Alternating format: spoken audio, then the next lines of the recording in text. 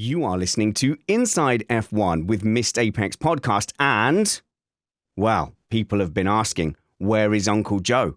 Has there been a big falling out between Missed Apex and Joe Saward? Have Spanners and Joe formed a crime-fighting vigilante gang on the run for a crime they didn't commit? No, it's much more boring than that. It's simply that there's so many races. It's been incredibly hard to schedule something with Joe, but I'm very pleased to say that we have him on the line now. Hello there, Joe Saward from the F1 paddock. No, I'm not. I'm in where am I? I'm in Germany. I'm somewhere in Germany. But you're best known for being from the F1 paddock and occasionally I know I'm from the F1 paddock in my spare time, but right now I'm in Germany, on my way between the Austrian F1 paddock and the Silverstone F1 paddock. And so I'm in Würzburg, which is famous for its wine, apparently. I didn't know that. I'm going to check it out later on. After we finished, I'm going to check out if the wine's any good. Well, you must report back. But also, you've just come from Austria, which is famous for having a lot of Verstappen fans. Was there much of an exodus after the four-time world champions lap one incident? No. No? They were all on the road today. I met every single Dutchman. Driving slowly in the fast lane. I met them all. I didn't actually run into any of them, but there were a number I would like to have just rammed in the back of and sent spinning off the motorway. Okay, and that's Joe Saward. He's the one there saying he's going to ram Dutch people off the road. I'm the one here I didn't Red Bull that. top. I did say that. That's true, yes. No, but they, when Max doesn't win, they are grumpy drivers. I think that's okay. There are 10,000. No, there are not. There are 30,000 drivers. And so I know them all individually because they're all on the same damn road. Because everybody takes the same road I've taken to go back to Amsterdam from Austria. You go through the same places. So literally, you can't believe it. It's like an invasion. Full disclosure, Joe has been stuck in traffic all day and is very grumpy. I haven't, but it's just amazing. I mean, this is the most extraordinary thing that people don't understand half the population of Holland goes to Austria for this silly race. Max retires on the first corner and they don't even leave. They all drink a little bit of schnapps after that. The Dutch. And then, well, they like schnapps, yeah. Right. I know this because I've met several of them in the last few days. I'm surrounded by Dutch people who spend their time drinking schnapps and having a good time, which is fine. Which is what what I forget is that I'm working and they're on holiday. So it's it is a bit complicated, the relationship between us. But I went out to dinner the other night with a bunch of Dutch fans. Can you believe that? I can, because they're a lovely bunch of people who send me many, many messages, Joe. I'm always talking to the Dutch.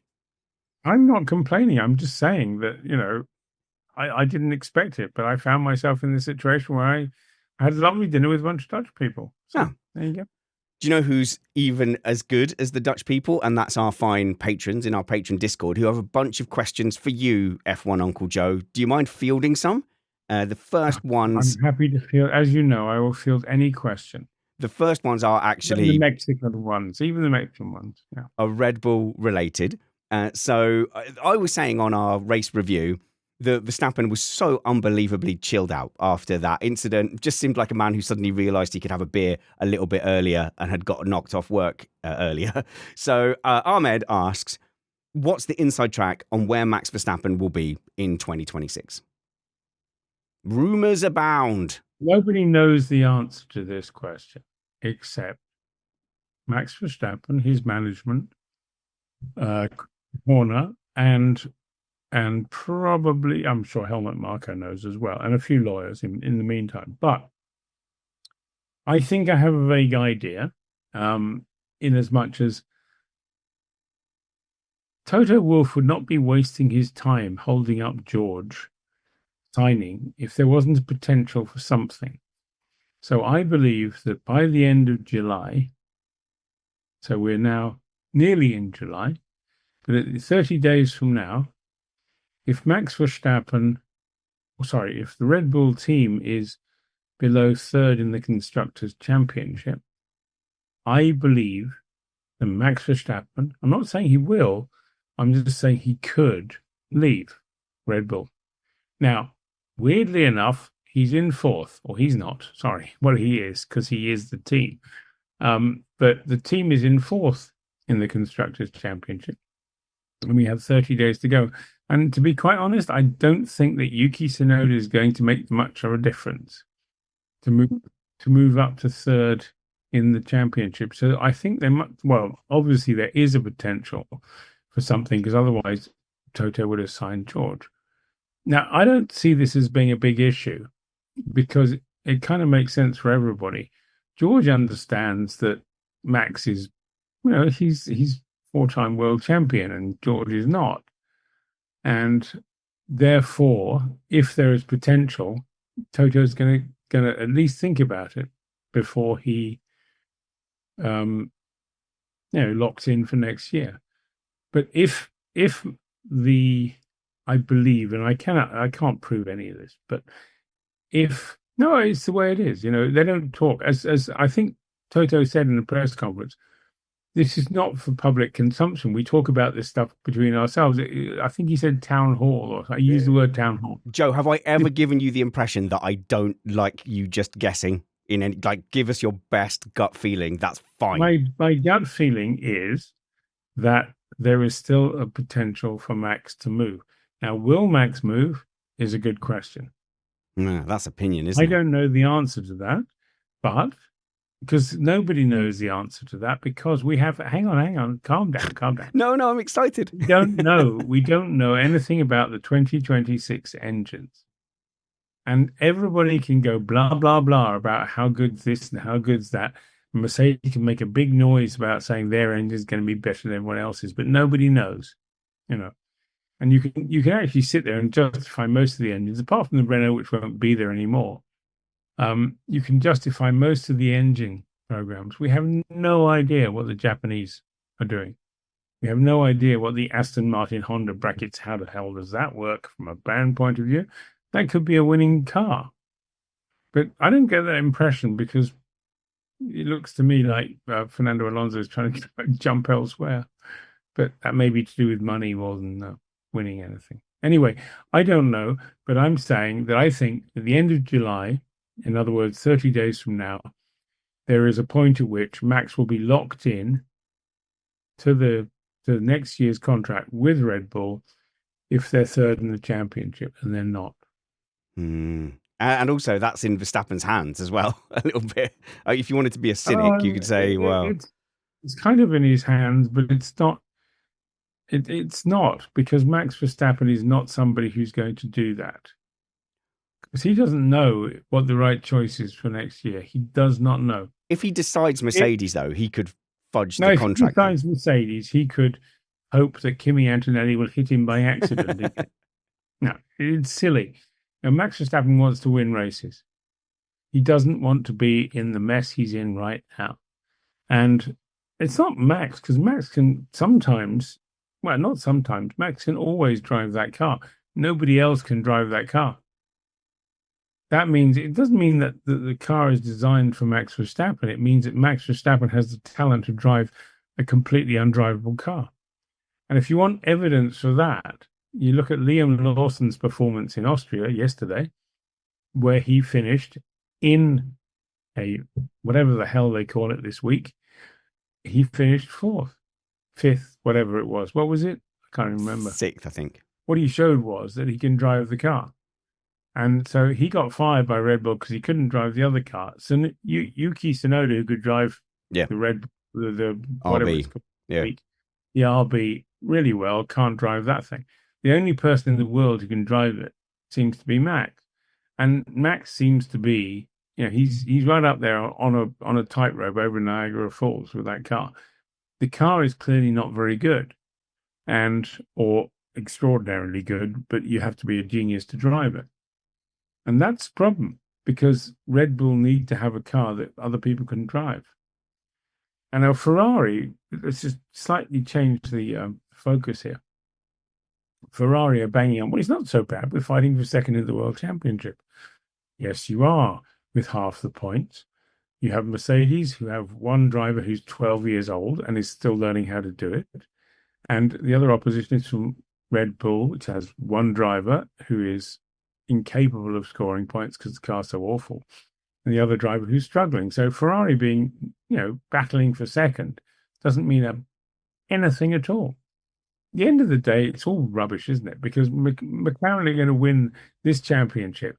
And I can tell you right now, and put your money on it, ladies and gentlemen, Oscar Piastri is going to win the world championship unless Lando Norris goes off and walks down the road to Damascus and suddenly becomes all the things he hasn't been so far. Hard disagree. I will bet you £10. €10, Joe. €10, you and me.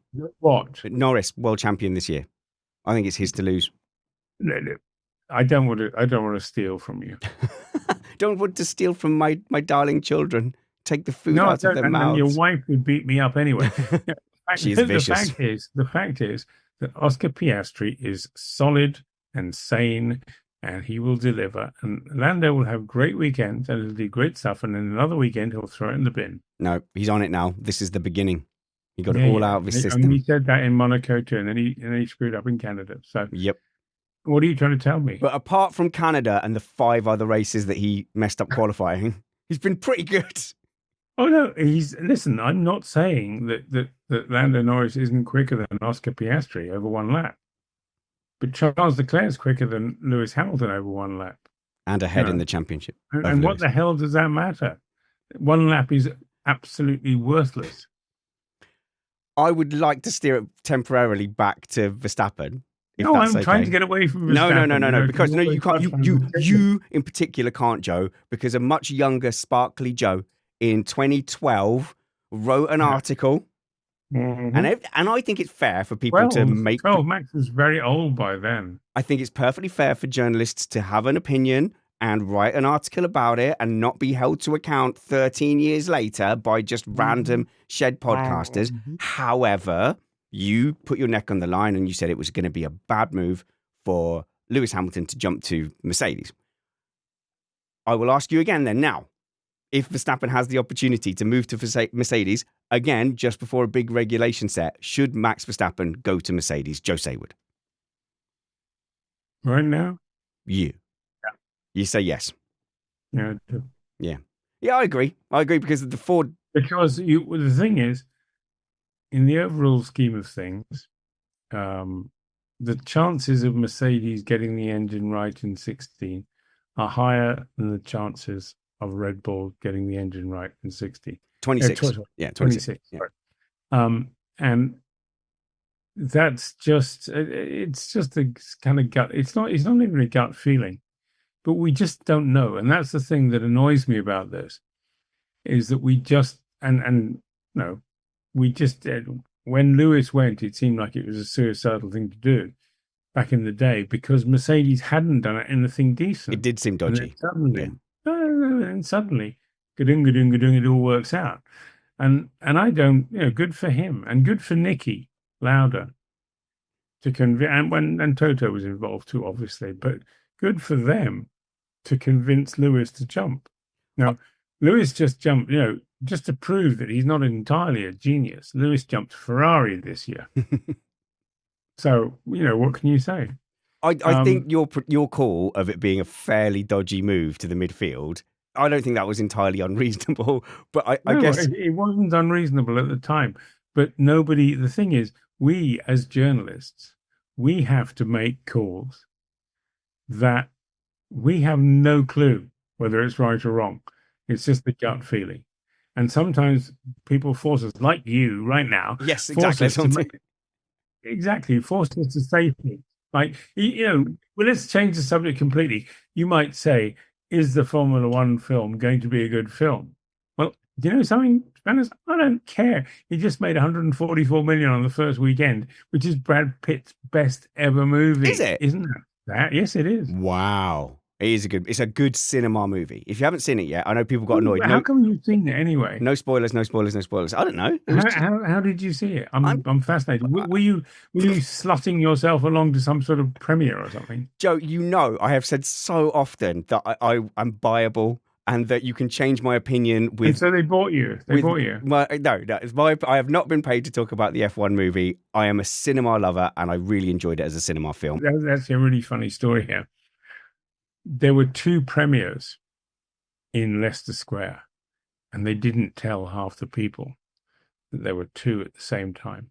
So there was the one cinema full of Formula One people with their girlfriends and looking glamorous, and Brad Pitt and the other bloke, what's his name? Tom Cruise. Idris. Yeah. Oh, right. Tom Cruise, yeah. Tom Cruise turns up. And in the second cinema, in the same square, on the same evening, all these people who had great airs and graces thinking they're going to the premiere of this movie ended up going, what am I doing here? This is the second one. So it's actually really quite funny. I wasn't invited to either, by the way. I'd seen it already. So you saw the press screenings, yeah. No, they had a bunch of special screenings around the country. So I wasn't in London. I was in the equally glamorous metropolis of Ipswich. So there you go. And Still I good. thought it was Colchester. I thought you were glamorous. No IMAX in Colchester, unfortunately. Can't believe you lowered yourself to go to Ipswich. The broader journalistic point that Joe was making there is that as pundits, and I'm a sort of low rent pundit, if you take the sensible line most of the time when you're predicting things. But if you predict 100 things and you predict them fairly sensibly, 1 or 2 of those things, an extreme thing will happen and will make an absolute fool of you. And Joe only has that article presented to him about 3 or 4 times a day online about saying that Hamilton's there are move worse than that. Worse than that. I get all kinds, because you say things because you think it's right at the time and you get wrong. People always bring them back. They never say you're right 97% of the time, but I can live with that. I'm a big boy. You know? Anyway, part of the job. Let's get into the movie. Actually, it's quite fun. Okay. When I saw the movie, no spoilers though, Joe. People are getting upset with me. I said to Jerry Bruckheimer, I said, you were chatting to Jezza? Of course I did. But I said to him, Jerry, I hated 2 seconds of your movie. Which 2 seconds? He said, which 2 seconds? And I said, so this is a spoiler, of course, isn't it? But the car flying through the air, I hated that. And he went, well, we had a problem with that because we only had 2 takes to choose between the 2 of them. And I said, it was wrong. You chose the wrong one, Jerry. Just tuck the 2 seconds out, you know. Anyway, did you lecture? I did say that to Jerry Bruckheimer, and if you ask him, he'll confirm it. You know, and I loved the movie beyond that. And you know something? The thing that convinced me that this is a great movie is that Jacques Villeneuve loved it. Jacques Villeneuve sat in the same theater as me, but he was close. He's smart. He went to the exit door and sat by the exit door just in case it was really bad, so he could go out and have a burger. And he was still there 2 hours, 38 minutes later. He was still there. And afterwards, I saw him outside and I said, what do you think? And he goes, bloody brilliant. It was so good. It was really good. A couple of things that pissed me off about it, except, you know, the flying through the air thing. And there's a couple of lines in there which are completely ridiculous. But it doesn't matter. It's good fun. Fantastic. It's too long. It's there's an app called Run P. And it tells you in a movie when's the best time to go run and pee. And it tells you what happens in that. So you can say, right, after an hour and 20, I'm going to take a break. And it tells you non-spoilery things that will happen so you don't miss out on the plot. And then you can go and get popcorn or whatever. Run pee. And did you use that? Yeah. No. I use that for every movie because I can't sit still for and 2.5 hours. F1? Yeah, I think I missed a montage. And then I said to my daughter, what did I miss? And she went, oh, it was like every sports montage. And I went, oh, okay, cool. I'm there. Okay. I know exactly what happened. Joe, I just thought the whole thing was great. There were some brilliant lines, and I won't tell them. I won't say them because this is a spoiler. You should have joined me. You should have joined me for my review show, my low spoiler review show. I was laughing my head off a couple of times in the cinema. Anyway, whatever. Whoever's listening to this, go watch the movie. You'll have a hell of a time. It's great fun. Wait a minute. Did you get paid to say that people should go and watch it? I wish. No, I got paid. I didn't get paid. I got given a hat. And, of course, you know, spanners. Yeah. If you looked at the movie very closely, yes, you'll see who appears in it. Quietly. In the background. Twice. Were you lurking? To be quite honest, I didn't know that. But somebody who cares about these things, and I don't honestly care, said to me, "You were in the movie twice. I wasn't in it once." And I went, Joe Saward, superstar, but you didn't have a speaking part, so you don't get your SAG card, sadly. No, but I don't care about having a speaking card or getting a SAG. What is a SAG card? Screen Actors Guild. So that's the union for Hollywood Has Will actors. Buxton got a SAGgy card? Must do. He must do now. He must be eligible for one. If I may, can I steer us back to F1 news? No, I'm having such a good time talking about this, but go on. Yes, if you have. No, I have. And just I was just sparing the Missed Apex audience because I did a full review. We did a mini preview when Christina saw the early viewings, and then people got upset that I did a couple of spoilers in our race review as well. We've got some questions here from, let's see, we've got Rolando next, saying, Colapinto 2026, in or out? And that's his question there. So, yeah, not looking amazing for Colapinto. What do you know, Joe? I think that 26 is pushing it. Oh, really? Okay, hang on. I'll rephrase the question. So, Colapinto for Monza, yes or no? Yeah, right Joe now? Just gave a look. Right now, I would be very surprised. The way things are going right now, the answer would be no. But you just have to think. I mean, I should add that Flavio Briatore may not be there at Monza either. But we don't know. Right now, the way he is and the way Franco has been able to perform, and I'm not saying it's his fault. I could see all kinds of different options available. I noticed that today, actually, Flavio sold Paul Aaron to stake, which is a dumb thing to do because Paul Aaron's the best of all the drivers. But a junior driver, Joe. I'm not familiar with her name. Paul Aaron. Paul Aaron is the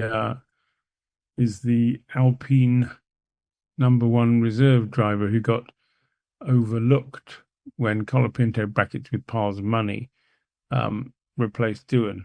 So Paul Aaron is I think the most talented of all of the reserves, if you want to call them that. Does he have any money at all? No, he does not, which is why he struggled. But they basically, Flav sold him to stake, probably by the sound of it, and I'm sure that Flav will take 20% on the deal, as he takes on every deal. But Paul Aaron is worth looking at, and it's all bull. Anyway, whatever. We do have a question. If Sergio Perez turns up with a handbag full of money, he'll get the drive. Well, right, okay. You said to me that you didn't know anything about Perez and not to ask about Perez, but I'm going to ask about Perez because he's been doing the podcast tour at the moment, and Mexico must be screaming for him to be at the Mexican Grand Prix. They're screaming because if they don't scream, the race they have will die. Because without Perez, that race won't happen.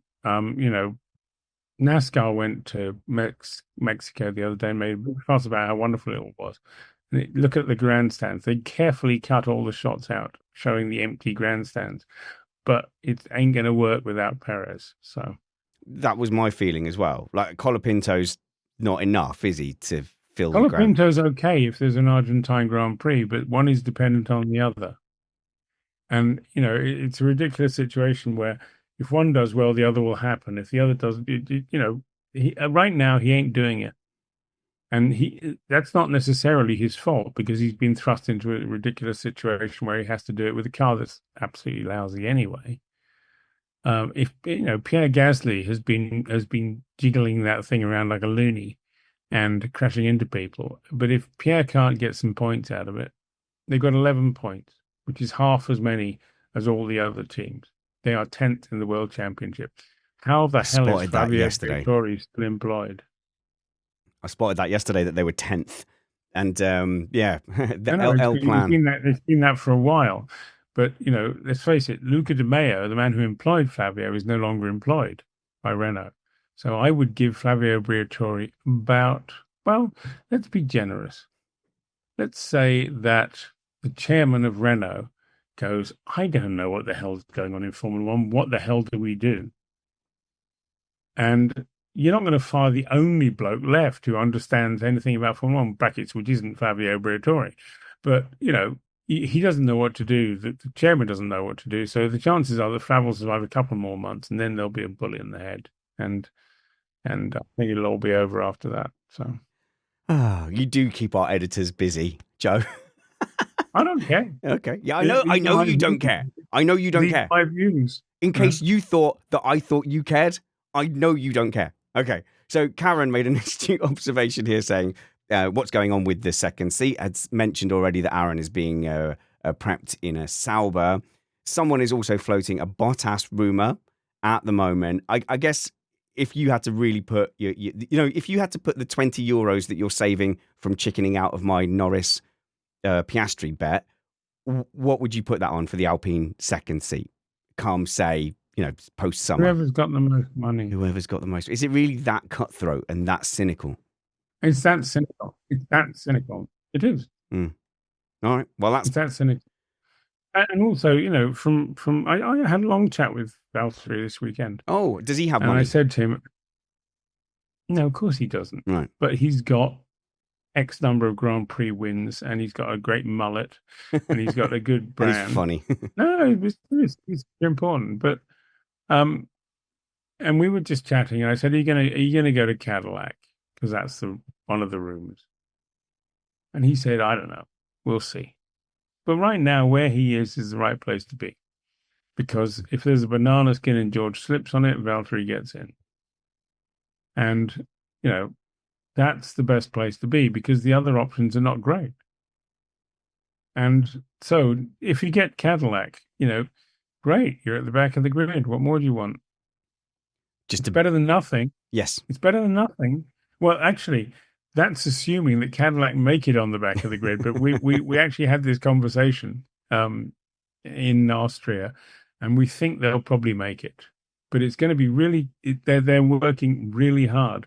Because making Formula One teams is not easy. And turning up with a two-car team and all the things you need to make it work is not easy. And so people assume it'll all happen. But, I haven't seen the Cadillac people at a Formula One race for 3 or 4 races. And I said to Valtteri, well, what's going on? I haven't seen any of them. He said, they're a bit busy.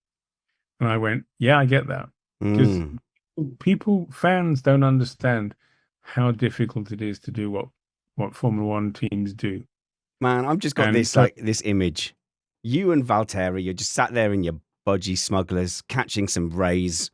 We go back a ways, he and I. So we were just having a chat off the record, not for quoting, about what's going on and what's he going to do. And it was a very lovely chat, and he was very realistic. He's a very sensible guy. I love the fact, because he was always Mr. Boring Finland. And now he's one of the most popular drivers in Formula One just by changing his hairdo. No, I'm not having that. His buttocks. No, it's true. I'm not having that. He's got a legitimate sense of humor. He's a very funny guy. He does. Of course he does. But he always has had. No. It's not just the buttocks. Before then, it was all suppressed because he was driving for teams that didn't want humorous drivers. So when he became a real human being again, but he's always been that. That's the thing. I mean, I really enjoy Valtteri because he's funny, and always has been funny. And but sometimes they're not allowed to be themselves, and that was definitely true in his case. And so when he got the mullet and did all these other things he did. That was Valtteri being Valtteri, and I love Valtteri. He's a great guy, and he's a good driver too. I'm not knocking him at all. He sees potential in the future, to a lesser or greater extent, depending on the way that the dominoes fall. And we can't judge how the dominoes will fall. If you're logical and you want the best possible driver to go into a Cadillac, which is not going to be a front-running car. It's a choice between Valtteri and Perez. And, it is, dude. That is. If you're being ultimately pragmatic and brutal, that's the choice. Now, if it was Yeah. my choice, I know what I'd say. No, but you didn't have to go, ugh, Perez, right? Yes, I did. I did, because he gets the drives because of money. He was great in the midfield. He'll be great in the midfield again. The Red No, Bull he was won't. shocking. He won't even make it into the midfield. I bet you €1,000. You haven't got €1,000, Spanish. Oh, savage. Listen. It's the Cadillac. Just get rid of this belief that Cadillac will suddenly be up there battling with Mercedes. It ain't gonna happen. These guys are flat out, even to get 4 wheels on the deck. Okay? And they all know that. They've got very good people there. I'm not knocking that. I'm just saying it's really hard to do. So that's the 11th team. Let's just see what they can do. I beg your pardon. Yeah. Particularly, we've got more of a lag We issue. don't need a 12th team right now because it's one of the teams is for sale. Okay, interesting. Right. Firstly, I'll just say to people listening, there's a lot of cross-talking this episode. There is just a little bit of lag. So we're not deliberately talking over each other. If we were in the same room, it probably wouldn't change. We still probably would be yelling over each other. That's fine. But yeah, do forgive that to a certain extent. You can hear the delay between my hilarious thing and Joe laughing there. That's what we're kind of dealing with at the moment. There's a couple of people asking about the Williams in our Patreon Discord. So we've got Alex saying, what's the crack with Albon's car? And we also have Tim asking, any idea what the Williams engine issues are? Albon hasn't finished a race for a while. Like, what's going on? What's the morale like at Williams? They had such an amazing start to the season, and now it just seems like problem after problem. And then you've got Carlos Sainz failing to get off the line and then on fire in the pit lane in the last Grand Prix. Do you have any read? Have you spoken to anyone from Williams? No, I never speak to anybody in the paddock. Joseph, that is a lie. All the other F1 journalists, in inverted commas, I make it up. Of course, I've spoken to Williams people. Listen, they're having a few problems. They're a team that is sorted out well together. They're moving in the right direction. Carlos had an awful weekend. Not Carlos's fault. There was something wrong with the brakes. Alex, he's had a couple of problems. He did a fantastic. Did you see the first lap? Alex's first lap in the race. It was ridiculous. He went from 12th to 7th or something, and he was going really well, and then something went wrong. You know, this is what happens to teams on the way up. They've got to make some mistakes to learn. But that is the team for me that is moving fastest forward of all of the teams. It's certainly there's a bunch of teams going backwards, and if you want to, we can go through the grid if you like. I've got a little side bet with Meg Schuster on the Ringer F1, and she thinks that Williams are going to hang on to that 5th place. I think they're at risk of going down to kind of 8th at the moment. No, I agree with her. No, don't. Okay, fine. Well, I won't be passing this on to her then. I know I agree with her because they're a proper racing team who they've had a couple of bad weekends. But look at the numbers. Williams is on 55 or something. All these other guys are in the mid-20s at the moment. We're halfway through the season. So if we don't know, the one thing we can guarantee is that Alpine will be 10th. I bet you €999 that's not Which the case. Mike will beat you up over. Go on. Okay, so I've just got a slightly different take on that. I think that battle for 5th place, or say 6th and below, all those teams are kind of taking their turn to have a good weekend and score a handful of points. And I just think this. Okay, if I would say 6th place is massively up for grabs. Yeah, of course it is. But I think that Williams will keep 5th. I think 6th will. I think Aston Martin is just doing nothing. Haas is moving forward. Racing Bulls are moving forward. Stake F1 is moving forward. This is great stuff. This is really interesting down through the field. How we can guess who's going to end up where. It's also down to specific circuit performance as well. Okay, Williams have had a couple of bad races. That doesn't mean they won't come back. The pace is there in the car. But you can say that about all of them. The pace is there in the Haas. The pace is there in the Stake. The pace is there in the. Hey, listen! I walked down the grid and I said to Laurent, Mekis yesterday. I said, oh, you're in trouble. And he said, why is that? And I said, well, you're not allowed to beat the big team. Yes. And there they are, one space ahead of Max on the grid. And he laughed and he said, you're right. So we have got a question along those lines, which is Imran asks, at this point in the season, does Joe agree that the Racing Bull is a better car than the Red Bull? And I guess that's up to you to decide what better means. It's certainly more drivable, it looks like. Well, that's a very good question. And the answer is the Red Bull is difficult to drive. There's no question about it.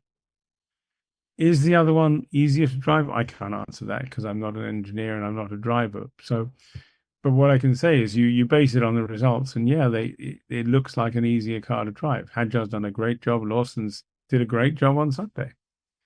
But every weekend, and it can depend on temperature too. Look at Mercedes. One weekend they can win a race, the next weekend it's a bit warmer, they don't win it. It's really and also look at the lap times. I know people don't do that. I do. But well, if you look at the lap times, then how close everything is insane. I don't think I've ever seen. Actually, it's really weird because in the last two races, there have been two sessions where two drivers have had absolutely the identical time twice in the same session. It's unthinkable. Statistically, it's not possible. But it's happened twice. I can't tell you the exact, but go look and you'll find. I think in Q3 there were two sets of drivers with equal times, and that happened recently in another occasion in the same session. That's like Perez 97 when three drivers had exactly the same lap time. It's statistically impossible. Yeah, it's so close at the moment. I mean, I know Austria has closer lap times anyway. Ridiculous. But how close it is. But then you have Lando Norris half a second ahead. How does that work? Well, he was unaffected by the yellow flag, which did affect some other people, but I think he still had a big lead. That is entirely true. You have answered that question correctly. Well done. Go. Everybody else got screwed up, and it made Ferrari look good, which was an essential part of the weekend because Ferrari are in an awful state, but last weekend made him look good. Didn't stop Fred Vasseur going home on Saturday, but that's another story. Before we pivot to Ferrari, I just want to make the point that Tsunoda was only like a couple of tenths down out in qualifying. That's how close it was. This is the point I'm trying to make, Spanners. It's so close that if you sneeze on your qualifying lap, you're gone. Your history. It's so close. And it's never been like this. And so when people say, oh, it's much better than put the cloth cap on and go, much better than good old days, it's absolute tosh. This is as good as it's ever been. I agree. I think F1's in a good state as well. And you kind of hope, you wish that there'd be some situation where we could extend this regulation set one or two, because I've got a horrible feeling that farce may await if one or two things have gone wrong in 2026. No, just ask that nice Mohammed bin Sulaim. I'm sure he'll extend it if he could. Well, here's another reason then to delay our Ferrari chat, because we have a fantastic question from the patron chat here. We have Gargar, who says, is there an update on the FIA elections? So we know that Carlos Sainz Sr. has dropped out. And honestly, as much as I thought, oh, that seems like a good pick, it's obviously a conflict of interest with his son racing in a race team. And he looks like he's kind of decided like it's nothing to do. That looks like hard work. No, I'm not saying that's the decision. That's why. But if he had put himself forward, rewind. I think that would be an issue. Do you understand the term stalking horse? No. I mean, yes, but for our audience, please explain. A stalking horse is somebody who's put up to see what the opposition is like. Oh. Distract the people from the real challenge going on. I think we've just seen a brilliant stalking horse. 4D chess. See how MBS reacts. Not just that, to see how other people react around MBS, to see if there's any appetite for the opposition. I think Carlos Sainz was a brilliant stalking horse. But who? And I don't think, having talked to him in length, I think he'd like to do it, but I don't think he understood very much about how the FIA operates. But no, somebody did, like it. Because he was there, and he was a stalking horse. Someone put him up to it. Now, I think there will be a challenger, at least one. But that depends on whether it's really interesting, the FIA, because it will depend on whether or not the person who's going to stand believes he can win. If somebody stands, that means they think they can win. You don't stand just for the fun of it, which is what Carlos was kind of doing. I mean, I don't mean that nastily to him, but there wasn't a plan. Whereas I think there is a plan, and the others involved, and there are at least 2 others that I know about. That's interesting. Hang on. Before that, I think the plan should be to build a giant wooden F1 car and sneak FIA presidential candidates into it, and then the FIA will think it's a fabulous gift, and then they can sneak out in the night and then take over the FIA. Interesting argument, but you've missed a point there, which is there's already a Trojan horse in Formula One. Trojan car?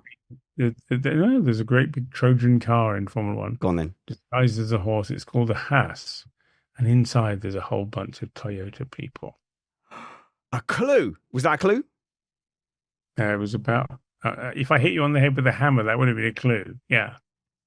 I'm always scrolling down to the next question. That is a Trojan horse of the like I have not seen for a long time. They're doing a great job being Trojan horses because they screwed up the last time going in head first. And now they're sneaking inside this wooden horse. And guess what? The Haas is going awfully well, isn't it? Guys, if you can figure all that out, please comment in the YouTube comments or email me, spanners@missedapex.net. Joe, have you got time for a couple of questions? I think the internet gods... I've got 9 minutes left because I need to eat because I'm starving. And I've been on the road all day long, so... Poor you. You have to go around the world following F1, speaking to all these superstars and having your job is having chats. Your job is the same as mine. You're just having chats in a paddock, not a shed. It's not the chats that's the difficult bit, Banners. It's afterwards at 3 o'clock in the morning when you have to write it all up into coherent thought. And as you know, as you get a nice free subscription, you can read sometimes incoherent thought because it's written at 3:32 in the morning when my head falls headfirst into the keyboard of the computer. That's what I do. That's the hard bit. The easy bit is going and talking to people. Yeah, you're right. But then again, you have to get to the people. So, and you go into the and talk to any of these people. See if you can do it. I'm going to rank the things you put out in the order that I like them. So the JSBM, the Joe Saward news things, because it makes me look clever in front of my friends when I go, I've got a sneaking suspicion that this manufacturer might do exactly what it's designed to do. Yeah. Boom. There we go. So we'll Joe, send me all the best links for that over WhatsApp and I'll put it in the show notes as well. The second, and I'm not slagging off the third place one, but the second one is the green notebook, because you're like, I was having an omelette on the terrace of a river, and then this turtle said to me, I think Leclerc looks strong this weekend. So that's the green notebook. That's free. You just put that out to the world. Yeah, I love that. Honestly, no, I think that's the best bit of effort. One is what? I think that's the best one of... I'm thinking. Say again? And the third one? Oh, is your GP Plus magazine. That's your stock and trade, like race review. It's printed on wax tablet, and then some people can convert it to PDF. But you have to buy that from the beginning of the season. So, but it's cheap. You give it away. It's a great magazine. You practically give it away, and it's ready 6 hours after the Grand Prix. 6 hours. Just think about that. 6 hours. I am thinking about it. Magazine. Yeah. 6 hours after the Grand Prix. That's why I'm old and grey. Yeah. I'm really only 23 years old. You're a miracle worker, Joe. But yeah, we'll do links to those things: his newsletter, his green notebook, and his GP Plus race review magazine after the Grand Prix. But since you touched on Ferrari, we'll end on that. I know that you do chat to Fred fairly often. He's come under fire. He's struck back at the media. I actually don't chat to Fred. We fell out. No, we fell out some years ago. Oh no, I didn't know that. You didn't know that? No, I didn't know that. We fell out because I don't trust him. Oh. And therefore, when I don't trust people, I don't talk to them. And he doesn't like me because I don't trust him. So that's fair enough. But it doesn't matter because I can get stuff about Ferrari from other people. And that's the thing about all these teams. I try to get team principals who talk to me and trust me. And that way I don't make any mistakes. But sometimes you just can't. No, I don't. when you can go and talk to these people and find out what's really happening, you can do much better job than all the people sitting at home making it up as they go along. Oddly enough, weird though that may be. I feel when attacked. You talk to people who are actually making I'm not attacking you at all. I'm just saying almost all the F1 media today doesn't do any of this stuff. And I know because I'm there. And I know who's not there. And then who's not there is everybody. And literally everybody. And even the ones who are there don't have the access. Because access is what's important. And you get access by doing it right for about 25 years, and then they'll let you in and talk to you. One of the most unfair things that I think happens to you in the media landscape is you'll give out a piece of information based on your conversations with people, and then those people you have conversations with might go in a different direction, and then they go, "Oh, see, Joe? You're stupid. That thing you said was wrong." I mean, that's a risk you take. Yeah. And also, the other risk you take is, and it happens to me all the time, which is something's going to happen. And then somebody stumbles on it by accident and they break the story. But you've had the story for a month. And you hold it because you're having it, you're dealing in trust. So that's how I do it. And yeah, I lose a few. And you know what? So what? You lose a few, but you win more in the long term. For the record, I get a bunch of those things because people are really bad at holding embargoes because they just talk. Everyone talks. I always respect when there's an embargo. I always respect it. Joe, obviously you can't speak to Fred anymore, but you and John Elkin, you're hanging out in Mankinis on the paddock. What is going on at Ferrari? Clearly the plan hasn't gone well this season. Is there any rescuing it? And I think actually this leads on to the final question, which was from Ahmed. No, not Ahmed, which was from Alec, who said, which teams does he reckon have started focusing on 2026 already? So I think a good place to start would be, are Ferrari one of those teams? Long pause. I think Ferrari's in utter chaos. Really? That's quite damning, Joe. Utter chaos. It is quite damning because on the overall scheme of things, I mean, I'm not saying, technically they had a better performance in Austria. Is that because the car was better? Is it because the track suited the car? Is it because everyone else screwed up?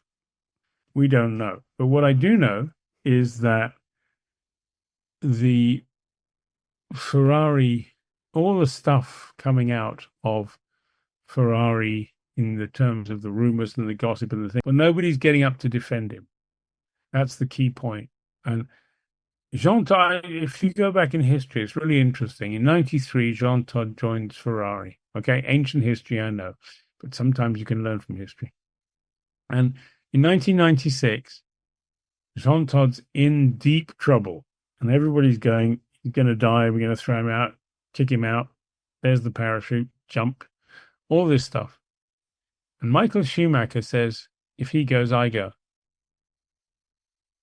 And Luca de Montezemolo goes, we're keeping Jean Todt. Now, right now, Fred Vasseur's, now, I'm not saying that Fred Vasseur is like Jean Todt, I'm just saying he's there in the same position.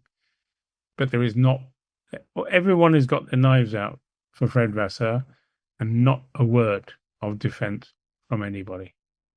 Okay, that's actually interesting. We've had Lewis sort of vaguely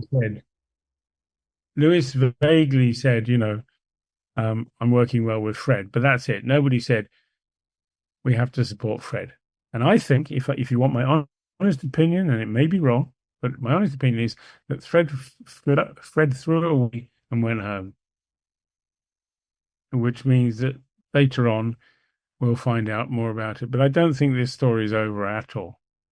Fascinating, Joe. Thank you so much for your input. I think we're going to quit while we're ahead. I mean, hotel internet is better than not speaking to Joe at all. And we had about 40 good minutes of it there. If you'll forgive the crosstalk, we did the best we could. But Joe, have a great rest of your journey. And I'll see if I can spot you in the Silverstone paddock. I'm going to try and be in and around on Thursday and Friday. So if you're there, we'll high five and try and sneak into a Ted Kravitz segment.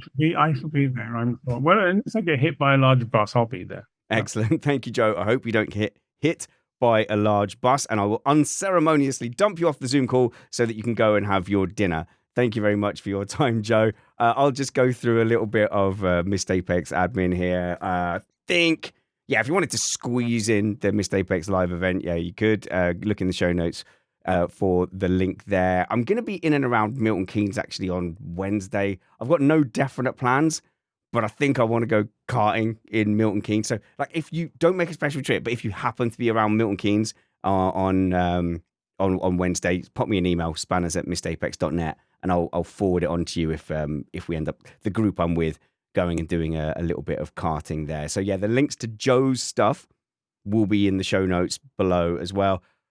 Yes, it is a struggle. Right, I'll tell you why we were struggling with the internet. We wouldn't have done if we had used a different app that we have. So at Missed Apex, we have a couple of apps we use for recording, but the MotoGP crew happened to schedule their call. They scheduled it first, so they scheduled the one that is less dependent on internet. We had to use Zoom there, but the MotoGP guys are on a roll, so there's no way I was going to steal their call or tell them to cancel their show. If you're into MotoGP, check out Kyle and Matt and Danny and Jules and Adam doing a great job over there at that podcast, really taking that Missed Apex spirit over to MotoGP. And we tend to link in our show notes as well to an episode they did which was hey, if you're not into MotoGP but you want to give it a go, listen to that first, and it's a little primer onto getting into the series. So we are going to probably do something Wednesday morning UK time. So around Wednesday evening, we'll have our Austrian Grand Prix Silverstone British Grand Prix race preview. It's so hot, guys. It's so hot. Forgive me. Austrian Grand Prix race preview. Oh my God, I did it again. This is how hot and bothered I am right now. Whenever Joe was talking, I had the fan on, and you've got to cut it off. That's why there was another delay. He finishes talking. I delay to turn the fan off, and then he thinks that I'm not going to say anything, so he starts again, by which time I've said something, and that led to a whole nother breed of crosstalk. So around Wednesday, we'll have our British Grand Prix race preview. And then, we're doing our live show on Saturday. We'll have our review. Oh, Matt's going to be in my house. So my wife also has a studio for doing streams and online stuff. You know, sometimes she's streaming to 6 or 7 classroom full of children. And then they meet up and they do a big show. But she's also got a similar setup to me. So Matt's going to be in my wife's studio, broadcasting from here. So that'll be Sunday. And then we're going to do another historic episode that we're recording tomorrow. Me and Catman are going to look at the career of Jenson Button as well. So we've got loads of great content coming up. And, you know, with the extra midweek shows, you'd think we'd be scrambling around for stuff. But honestly, the difficulty is selecting the content that we're not going to do. Like at the moment, we're having so much fun and having a lot of choice when it comes to crew and content. So wherever we see you next, work hard, be kind, and have fun. This was Missed Apex Podcast.